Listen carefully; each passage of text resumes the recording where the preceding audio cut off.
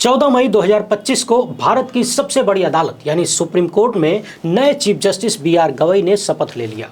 एक बार फिर से पूरे देश की निगाहें सुप्रीम कोर्ट पर टिक गई हैं और कारण सबसे बड़ा यह है कि और कहीं निगाहें टिकाने के लिए स्पेस ही नहीं है। तमाम लोकतांत्रिक संस्थाओं को लेकर जब आए दिन सवाल उठते हों तो जहां से भी जरा भी उम्मीद नजर आती है लोग उधर ही देखने लगते हैं। मैं अपनी ज्यादातर वीडियोज में कहता हूं कि अगर न्यायपालिका समयबद्ध तरीके से संविधान सम्मत कार्य करने लग जाए, लगातार करने लग जाए, तो हर एक संवैधानिक संस्थान लोकतांत्रिक बन जाएगा और लोगों के अधिकार सुरक्षित रहेंगे, कोई मनमानी नहीं कर पाएगा।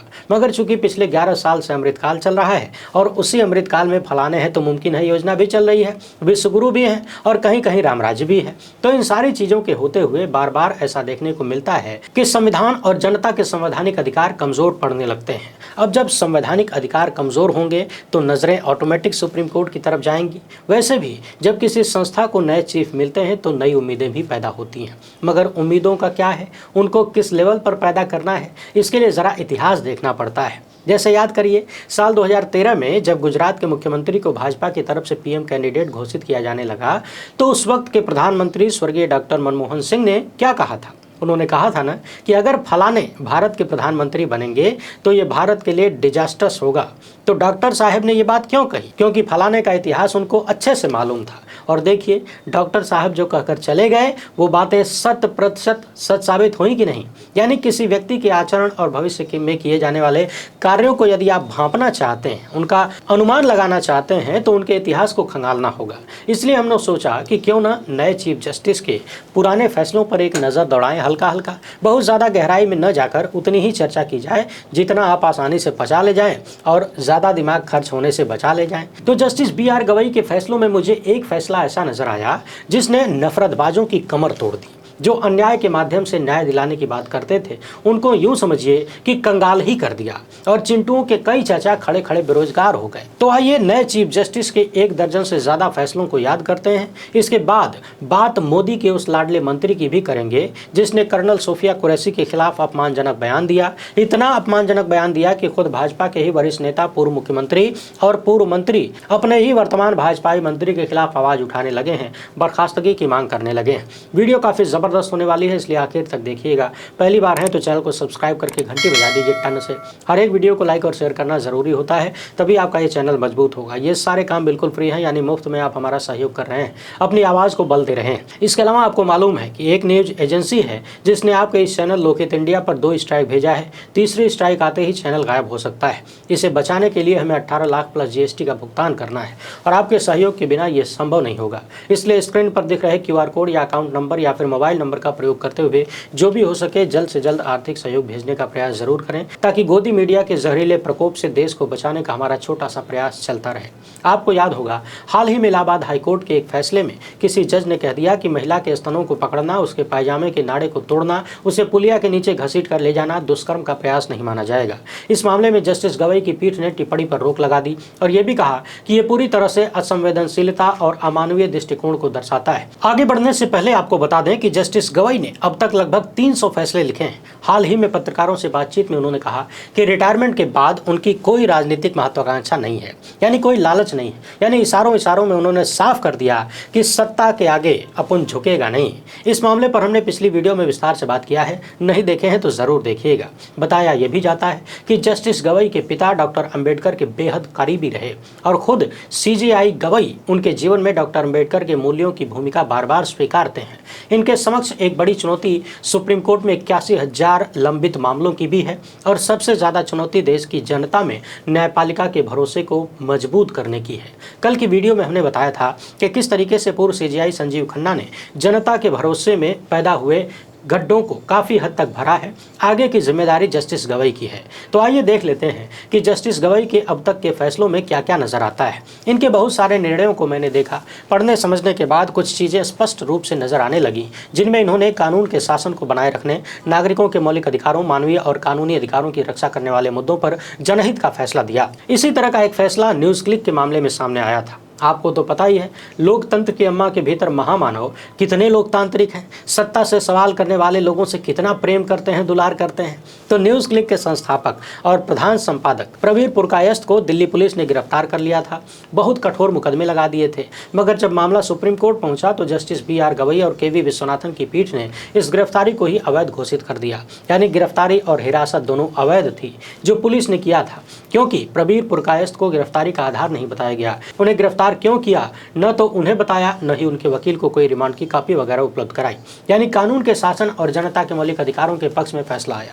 हालांकि ऐसे मामलों में बार बार ये सवाल उठता है कि जब गिरफ्तारी अवैध थी, हिरासत अवैध थी, तो जिन अधिकारियों ने ये अवैध काम किया उनके खिलाफ क्या एक्शन हुआ, क्या उन्हें सजा दी गई? क्योंकि ये मामले स्पष्ट रूप से दिखाते हैं कि राजनीतिक रूप से प्रेरित हैं। तो ये सवाल लगातार बना रहेगा कि अवैध काम करने वाले अधिकारियों के खिलाफ एक्शन क्यों नहीं। इसी तरह से 500 और 1000 की नोटों पर जो बंदी लगी थी, जस्टिस गवई की बेंच ने उसे मंजूरी दी। इलेक्टोरल बॉन्ड वाले मामले में भी जस्टिस गवई शामिल थे, जिसे ADR लेकर सुप्रीम कोर्ट पहुंचा था। यानी इलेक्टोरल बॉन्ड को अवैध घोषित किया गया। हालांकि यहां भी मामले को आधा अधूरा कहा जा सकता है, क्योंकि जब इलेक्टोरल बॉन्ड में कहीं धन उगाही, कहीं लूट खसोट के आरोप लगे और दोबारा लोग पहुंचे सुप्रीम कोर्ट की आरोपों की जांच करें, दोषियों को सजा मिले, तो जांच नहीं हुई। हालांकि उस वक्त चीफ जस्टिस DY चंद्रचूड़ थे, उनको फैसला लेना था। आपको आम आदमी पार्टी के नेता मनीष सिसोदिया का मामला भी याद होगा, कितने लंबे वक्त तक उन्हें जेल में रखा गया और काफ़ी देर तक मामले का ट्रायल भी शुरू नहीं हुआ। तो इस देरी के कारण सुप्रीम कोर्ट ने उन्हें जमानत दी। यानी मुकदमे में अनावश्यक देरी हो रही थी, इस आधार पर जमानत दी गई और अदालत ने कहा कि 495 गवाहों और लाखों पत्रों के हजारों दस्तावेजों को देखते हुए ऐसा लग रहा है कि ये मुकदमा निकट भविष्य में तो पूरा होने की कोई संभावना नहीं है।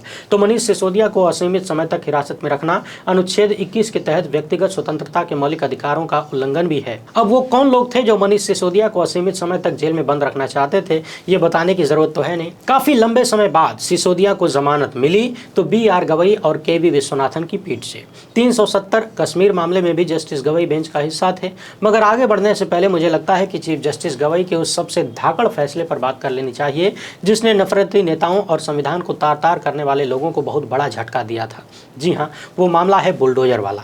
13 नवंबर 2024 को जस्टिस BR गवई और जस्टिस KV विश्वनाथन की पीठ ने बुलडोजर की कार्रवाई के खिलाफ कड़ा संदेश देते हुए बहुत सारे निर्देश दिए, पाबंदियां लगाई। सुप्रीम कोर्ट ने कहा कि कार्यपालिका केवल इस आधार पर लोगों के घर और संपत्तियों को ध्वस्त नहीं कर सकती कि वे किसी अपराध में आरोपी या दोषी हैं। ऐसी कार्रवाई करना कानून के शासन के विपरीत है। किसी भी मामले में अपराध पर फैसला सुनाना न्यायपालिका का काम है, यानी कार्यपालिका न्यायपालिका का काम नहीं कर सकती। यही बात पिछले कई साल से हम भी दोहरा रहे हैं कि शक्तियों के बंटवारे में तो हमने यही पढ़ा कि सजा देने का काम, सजा से मुक्त करने का काम, किसी पर अपराध साबित करने का काम भी न्यायपालिका का है। आखिर सरकारी तंत्र ये काम कैसे कर सकता है? पुलिस और अन्य लोग ये काम कैसे कर सकते हैं? इस मामले में सुप्रीम कोर्ट ने कहा था कि इस तरह की कार्रवाई आरोपी या दोषी के परिवार पर सामूहिक दंड लगाने के समान है। यानी किसी परिवार के एक व्यक्ति पर कोई आरोप लगा या मान लीजिए कि उसने कोई अपराध भी किया तो पूरे परिवार को सामूहिक सजा देने जैसा हो गया, क्योंकि एक मकान में सिर्फ एक ही व्यक्ति तो रहता नहीं है और एक की गलती की सजा पूरे खानदान को नहीं दी जा सकती। सुप्रीम कोर्ट ने कहा कि जब संपत्तियों को चुनिंदा तरीके से ध्वस्त किया जाता है तो यह अनुमान लगाया जा सकता है कि ये एक दुर्भावनापूर्ण कार्रवाई थी। और सुनिए, सुप्रीम कोर्ट ने आदेश को अंतिम रूप देने से पहले कारण बताओ नोटिस और व्यक्तिगत सुनवाई तथा न्यायिक जांच सहित विध्वंस से पहले अपनाए जाने वाले कदमों पर भी एक सेट जारी किया। यानी बताया कि अगर कहीं विध्वंस करना है तो किस तरीके से, कितने दिन पहले नोटिस जारी करनी है, क्या क्या कार्रवाई होनी चाहिए। हमने पहले भी इस मामलों पर विस्तार से बात किया है, इसलिए अभी खाली याद दिला रहे हैं। यानी कुल मिलाकर सुप्रीम कोर्ट ने और जस्टिस गवई की बेंच ने बुलडोजर के नाम पर राजनीति करने वाले, एक वर्ग को परेशान करके दूसरे वर्ग को खुश करने वाले लोगों को जोरदार तमाचा मारा। हाँ, ये भी कहा जा सकता है कि इस फैसले के बाद भी कई जगह नफरत में डूबी सरकारों ने बुलडोजर का एक्शन लिया, मगर जो पहले तांडव चल रहा था उसमें काफी कमी आ गई। और कई जगह तो बुलडोजर एक्शन के बाद मामला सुप्रीम कोर्ट भी पहुंचा और सुप्रीम कोर्ट ने फटकार भी लगाई। जगह जगह बुलडोजर एक्शन पर अदालतों ने त्वरित रोक भी लगाया। इस फैसले के बाद यानी धीरे धीरे ही सही बुलडोजर की बदमाशी पर रोक लगनी शुरू हो गई। हमने पिछली वीडियो में बताया था कि किस तरीके से चीफ जस्टिस संजीव खन्ना के रहते उन्होंने प्लेसेस ऑफ वर्शिप एक्ट के माध्यम से नफरती गुर्गों से देश को बचा लिया, वरना आज न जाने कहां कहां मस्जिदों की खुदाई चल रही होती और नफरती चिंटू देश को जला रहे होते। ठीक उसी तरह से जस्टिस गवई ने भी बुलडोजर पर ब्रेक लगा के देश में काफी काफ़ी हद तक शांति लाने का प्रयास किया। तो जस्टिस गवई का ये एक सबसे महत्वपूर्ण फैसला माना जा सकता है भारतीय लोकतंत्र को बचाने के लिए। अनुसूचित जातियों का उपवर्गीकरण का जो मामला था उस पर भी इन्होंने फैसला दिया था। पिछली वीडियो में हमने इस पर चर्चा किया था, इसलिए आगे बढ़ते हैं। सबरीमाला केस आपको याद होगा, जहां 5 जजों की बेंच ने 4-1 के बहुमत से मंदिर में सभी आयु वर्ग की महिलाओं के प्रवेश की अनुमति दी और कहा गया कि भक्ति को लैंगिक भेदभाव के अधीन नहीं किया जा सकता है। हालांकि जस्टिस गवई उस बेंच का हिस्सा नहीं थे जिसने मूल फैसला सुनाया था। चुनावी बॉन्ड के मामले में भी सुप्रीम कोर्ट ने फैसला दिया कि अनुच्छेद 19(1)(a) के तहत सूचना के अधिकार का उल्लंघन हो रहा है, इसलिए इलेक्टोरल बॉन्ड की व्यवस्था असंवैधानिक है। मतदाता को इसके बारे में जानकारी होनी चाहिए कि राजनीतिक दल कहां से कितना पैसा कैसे ले रहे हैं। ये फैसला देने वाली बेंच में जस्टिस गवई भी शामिल थे। इसी तरह से जनवरी 2020 में सुप्रीम कोर्ट ने माना कि बोलने और अभिव्यक्ति की स्वतंत्रता और इंटरनेट के माध्यम से व्यापार और वाणिज्य की स्वतंत्रता संविधान के अनुच्छेद 19(1)(a) और अनुच्छेद 19(1)(j) के तहत संवैधानिक रूप से संरक्षित अधिकार है। अदालत ने इंटरनेट तक पहुंच के अधिकार पर कोई राय व्यक्त नहीं की और स्पष्ट किया कि निर्णय बोलने और अभिव्यक्ति की स्वतंत्रता तथा व्यापार और वाणिज्य के प्रयोग के लिए एक उपकरण के रूप में इंटरनेट के उपयोग के बिंदु तक ही सीमित है। सुप्रीम कोर्ट कश्मीर टाइम्स दैनिक की कार्यकारी संपादक अनुराधा भसीन और राज्यसभा सांसद गुलाम नबी आजाद द्वारा दायर याचिकाओं पर विचार कर रहा था। जब साल 2019 में 5 अगस्त को जम्मू कश्मीर का विशेष दर्जा समाप्त किया गया, इंटरनेट, मीडिया और अन्य प्रतिबंध लगा दिए गए थे। इन सब को सुप्रीम कोर्ट में चुनौती दी गई थी। यानी मौलिक अधिकारों को लेकर सुप्रीम कोर्ट ने इस मामले में भी बहुत कुछ कहा। वहां भी जस्टिस गवई शामिल थे। इसी तरह सुप्रीम कोर्ट के अधिवक्ता प्रशांत भूषण को चीफ जस्टिस और सुप्रीम कोर्ट के बारे में उनके 2 ट्वीट को लेकर अदालत ने स्वतः संज्ञान लिया और अवमानना का दोषी ठहराया। इसके साथ ही सुप्रीम कोर्ट ने उन्हें 1 रुपये का जुर्माना भरने की सजा सुनाई और 1 रुपये न भरने पर 3 महीने की कैद और 3 साल के लिए सुप्रीम कोर्ट में वकालत करने से वंचित करने की बात कही। हालांकि सब जानते हैं कि 1 रुपया कौन नहीं भरेगा, मगर यह अपने आप में सांकेतिक सजा कहा जा सकता है। सजा मिलना ही अपने आप में एक इशारा दे जाता है। इसी तरह से पॉलिटिकल पार्टियों को अपनी वेबसाइट के होम पेज पर चुनाव में अपने उम्मीदवारों के आपराधिक इतिहास के बारे में जानकारी प्रकाशित करने का निर्देश दिया गया था। मगर बिहार विधानसभा चुनाव से पहले, पिछले विधानसभा चुनाव से पहले कई पार्टियों ने अपने उम्मीदवारों के आपराधिक इतिहास को सामने नहीं रखा। इसके बाद अदालत की अवमानना करने के लिए 8 राजनीतिक दलों पर जुर्माना लगाया गया। इसमें भारतीय कम्युनिस्ट पार्टी, मार्क्सवादी, राष्ट्रवादी कांग्रेस पार्टी पर 5-5 लाख रुपए का जुर्माना लगा। भारतीय जनता पार्टी, भारतीय राष्ट्रीय कांग्रेस, जनता दल, राष्ट्रीय जनता दल, यूनाइटेड भारतीय कम्युनिस्ट पार्टी और लोक जनशक्ति पार्टी को 1-1 लाख रुपए का जुर्माना देने का निर्देश दिया गया।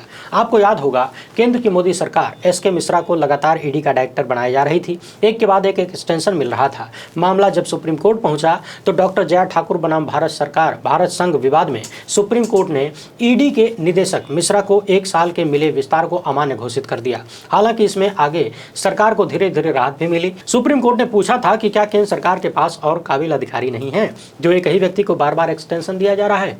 इन मामलों से सत्ता को बड़ा झटका तो नहीं लगा, मगर सवाल उठे, विवाद हुआ, बदनामी हुई, जिसका कोई असर मोदी सत्ता पर होता नहीं है। चरित्र सामने आ गया। संविधान के अनुच्छेद 370 के संबंध में बेंच का हिस्सा रहते हुए जस्टिस गवई ने भी अपना फैसला दिया और केंद्र सरकार के 2019 के फैसले को वैधता प्रदान किया। सुप्रीम कोर्ट ने माना कि जम्मू कश्मीर राज्य की कोई आंतरिक संप्रभुता नहीं है। जम्मू कश्मीर पर भारतीय संविधान लागू करने के लिए राज्य सरकार की सहमति की आवश्यकता नहीं है। माना गया कि ये अनुच्छेद 370 एक अस्थायी प्रावधान था। यानी कुल मिलाकर जस्टिस गवई का बुलडोजर वाला जो फैसला था वो वर्तमान समय में सबसे महत्वपूर्ण और सबसे बड़ा फैसला कहा जा सकता है।